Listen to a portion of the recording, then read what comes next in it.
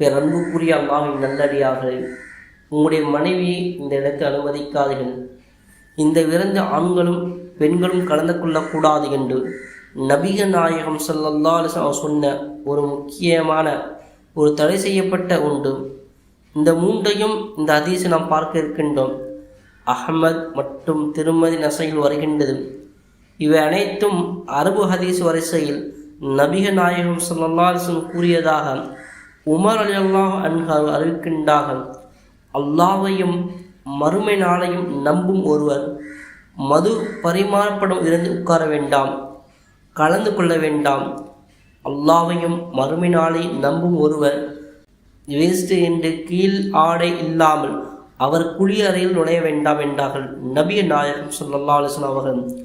அல்லாஹ்வையும் மறுமை நாளை நம்பும் ஒருவர் தன்னுடைய மனைவியை பொது குளியறையில் நுழைய செய்ய வேண்டாம், பொது குளியறையில் அவர் குளிப்பதற்கு அனுமதிக்க வேண்டாம் என்றார்கள் நபி நாயகம் ஸல்லல்லாஹு அலைஹி வஸல்லம் அவர்கள்.